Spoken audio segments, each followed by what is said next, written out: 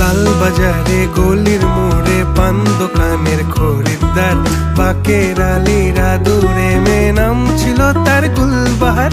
লাল বাজারে গলির মোড়ে পান দোকানের খরিদ্দার, বাকের আলীরা দূরে মেয়ে নাম ছিল তার গুলবাহার। নাম ছিল তার গুলবাহার, দেখতে ভারী চমৎকার, তুলনা যে হয় না তার হোসনে আরা গুলবাহার। বাকের আলীরা দূরে মেয়ে নাম ছিল তার